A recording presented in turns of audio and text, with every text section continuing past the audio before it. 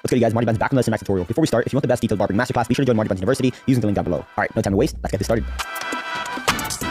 First things first, moisten up the hair and place the hair into its natural position to get nice equal sections on both sides of the head. Now you want to dampen the hair, but don't overflow the mist too much if that's just going to take some time to dry up instead of just getting straight into the cut, so really watch out on how much you spray down. Once you've sectioned, keep the top away from the sides, that way nothing interferes whenever we're fading. And then we're also going to do the same on the other side. Remember, what you do to one side, you do to the other all the time. Next, create a baseline using a trimmer. Now you don't want to press too hard onto the scalp, if not it's just going to be very difficult to take that line out further down the line. Now typically for low fades, you just want to drop it a little bit towards the back so you don't have a lot of slip bone sticking out the fade. Now when adding these baselines, a really big tip is to start on one side, then end up on the back, and then start on the other side instantly. That way you can connect both of them in the back, and it's so much easier. And that's it. And as you can see here, we gave it a nice contoured look to the head. Alright, with the same trimmer, flip and remove everything left behind underneath that baseline.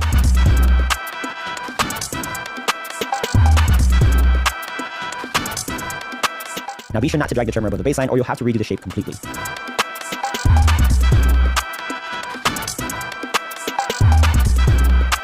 Now small little tip, if you're working with really straight hair, add a light coat of hairspray to keep that hair in place while you debolt properly. Next to the foreguard, you want to reduce the weight where you're fading. Now notice how I'm not digging in, I'm letting the clipper and the guard do the work while I'm fading out. Okay, with the lever open, create a half-inch guideline following the shape of the baseline.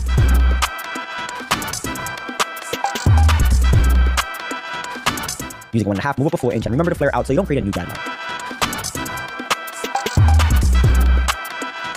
Remember, you want to comb down after every step.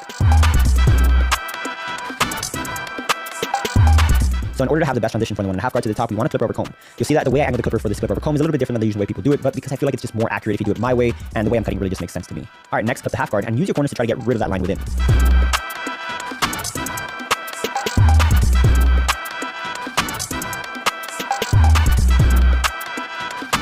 Here you want to be as patient as possible, or you can take the fade up a little higher.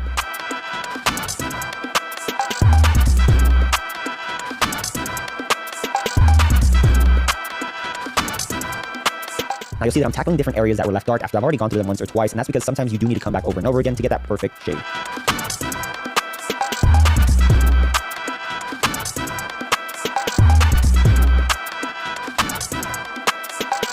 Now to touch up that line that I was removing with that half guard, I'll come back with no guard, just my clipper fully open, and use my corners to soften any line I see. You'll see that even the bottom line looks faded simply because we removed the line within pretty well. Now we're actually going to close the lever and remove the baseline. Now you'll notice that I'm only using corners because there's no room for error on these low fades. Instantly right after, if you want to touch up the baseline with the corner of your trimmer, please do so, it'll make a big difference, but only use a steel blade on the scalp here. Now as you can see, yes, the corners are the only thing I use to detail when it comes to this step. Easy, now right under, just shade the stubble to get the cleanest gradings possible.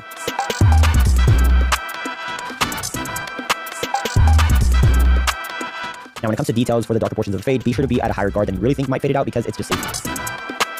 Now I need you to understand that most of the time you're not going to have the perfect canvas, so you're going to have to work around it, and that's actually how you become a better barber. Now guys, I do suggest you work on an entire step as you go through every step, but for demonstration purposes only, I do one side and then the other. Listen, if you're having a hard time as a beginner or you know how to cut but you feel like you're just not progressing, visit martybensuniversity.com. I'll dive deep into haircuts with you within live chats. I also have an MBA Gold course for $1 single, so no matter what your budget is, you can automatically kickstart your career. If interested, click on the card on the screen, or you can visit the first link down in the description. Now we also have PDF cheat sheets that I made for you guys, so if you're having trouble through the steps, then we have the fading steps on there. They're also available down in the link in the description.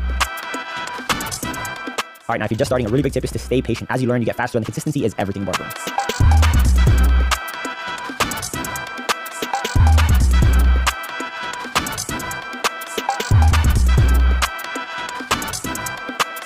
Alright, let's get back into the cut. As you can see, I use a half guard to blend everything from the first guide to the 1.5, but if it doesn't work out, you could use that one right above the half guard. Now when it comes to low fades, you're going to end up with curvature from that baseline. The more curvature from the baseline, the more corners you'll eventually use when the line drops. So just keep in mind that you're going to have to use a lot of corners when it comes to low fades. Now guys, if you're looking for barber tools, there's no one else with better quality than Wall Professional, and I also do happen to have a 15% off code, Marty15, that way you could save some cash.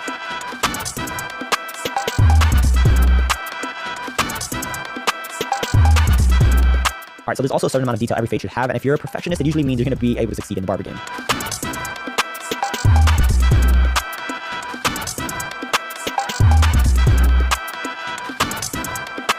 Next, for some shear work, we're going to moisten up and place the hair into its natural position. From here, we're going to V-section from the hair swirl to the recession point.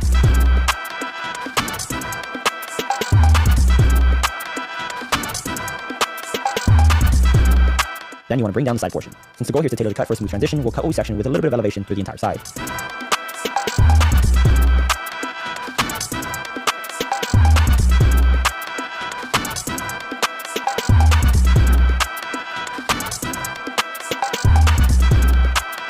Here I did seem to have found a very dark portion left behind, so I went back with the guard just to remove a high number of hair, but you can also clip over comb.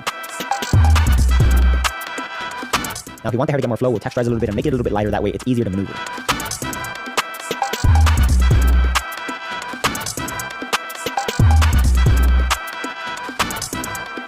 Now Now, volumizing gel is something new to me, but it's extremely useful to get that flow from the haircuts and really just have it have loads of volume.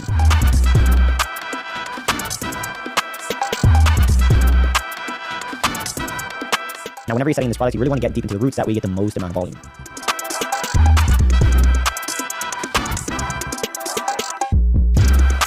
Next, it's these little tips that are going to separate from the rest, but just dry everything up into place, that way you get a little bit of more of a vision of how it's going to end up. Now, with this step, you want to take control of the flow and make sure that the heat of the blow dryer is on medium, blowing away from the client onto the round brush.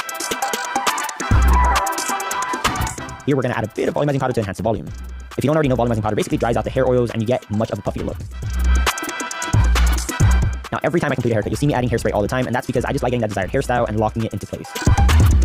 Now, for this specific cut, I did the C-clip at the very end. It's kind of unusual, but I did want it to kind of make sense with the entire cut after I did the flow on top, and really gave it a lot of texture on top.